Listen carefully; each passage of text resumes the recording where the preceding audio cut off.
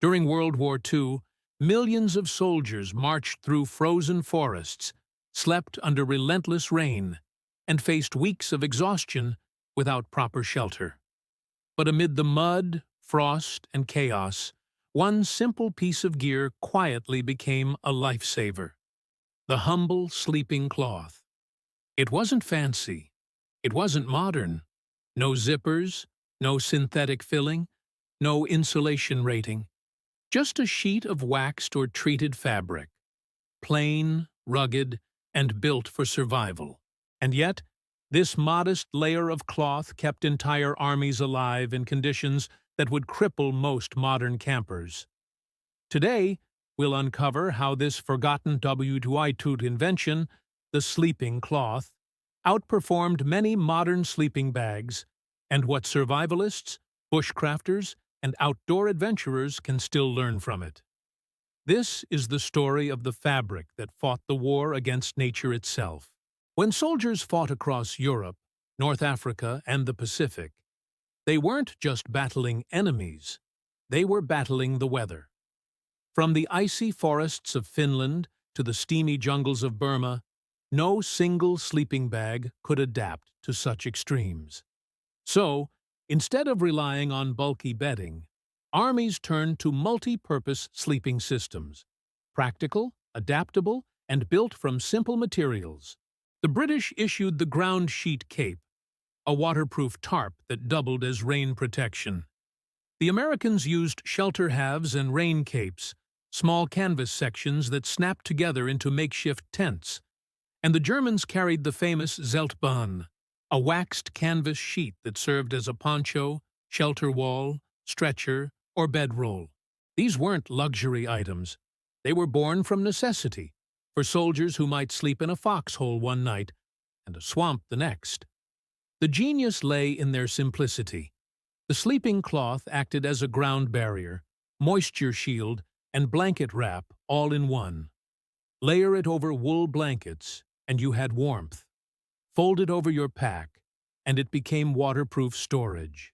Tie two together, and you had a tent. It was military minimalism, decades before ultralight camping became a trend. Modern sleeping bags trap heat by using synthetic or down insulation. It works, until moisture gets involved. Rain, sweat, or condensation. Once the insulation gets damp, it collapses. Warmth disappears. But the WWII sleeping cloth worked differently. It wasn't trying to trap air, it was trying to manage moisture. The outer layer, often waxed canvas or linseed-treated cotton, formed a breathable barrier. It blocked wind and rain, yet allowed vapor to escape.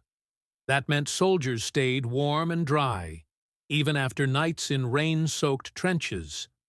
Inside, they used wool, the miracle material of its time. Wool stayed warm even when wet.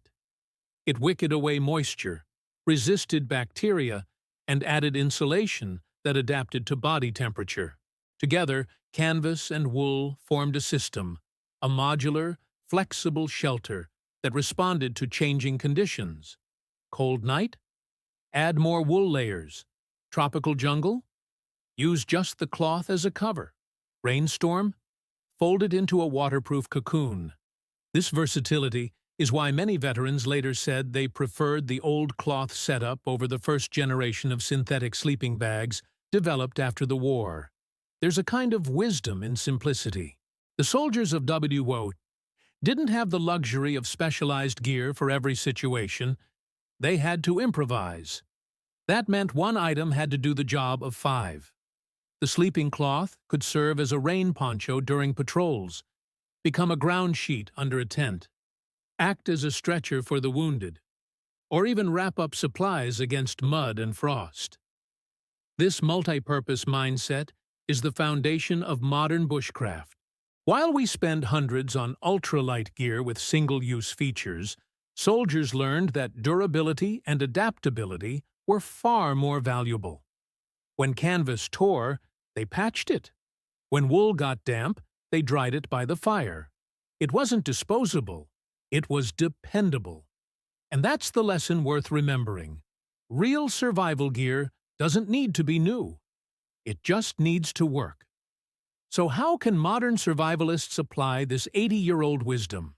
Start with a simple layering system. A durable, water-resistant outer, like waxed canvas, oilskin, or treated cotton. A breathable insulating layer, a wool blanket, fleece, or merino liner. And a natural ground barrier, like dry grass, leaves, or an extra tarp. Lay the cloth flat on the ground first. That's your moisture barrier. Add your insulation layer, then fold the canvas over yourself burrito style. Tuck in the edges to block wind. In freezing conditions, slide dry grass underneath for added insulation. You've just recreated a WWII bedroll, a setup that's still being used by bushcraft communities around the world. It's adaptable, field repairable, and doesn't fail when wet. Something no ultralight nylon bag can guarantee.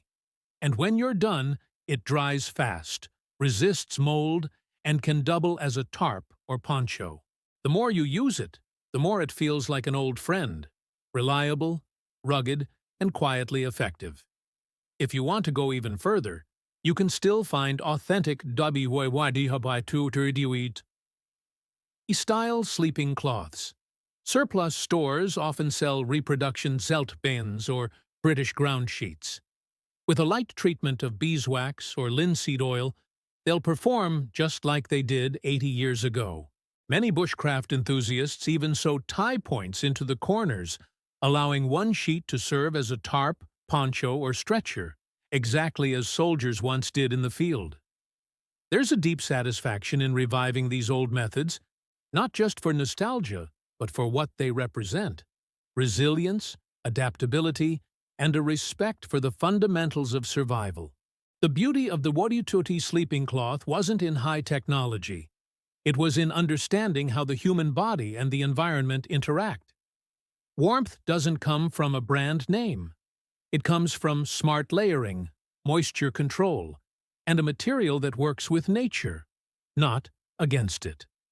As gear becomes more advanced and more expensive, it's worth remembering that some of the best solutions came from soldiers who had almost nothing, except creativity and necessity. For history lovers, the sleeping cloth represents human ingenuity under pressure. For survivalists, it's proof that the old ways still hold their ground. So next time you pack for a trip, maybe leave the ultralight nylon bag at home. Try a canvas bedroll system. Test it in the rain, the cold, the mud. You'll quickly see why soldiers once swore by it, and why modern adventurers are rediscovering its brilliance. Because sometimes the simplest gear is the smartest. And in the quiet of the wilderness, or the memory of a battlefield, that's what survival has always been about. If you enjoyed exploring this forgotten piece of World War II gear, subscribe to our channel. We uncover the hidden inventions and survival tactics that shaped history, and still shape how we live today. Share this with a fellow history or bushcraft enthusiast. And remember, the best lessons of history aren't trapped in museums. They're waiting to be used again.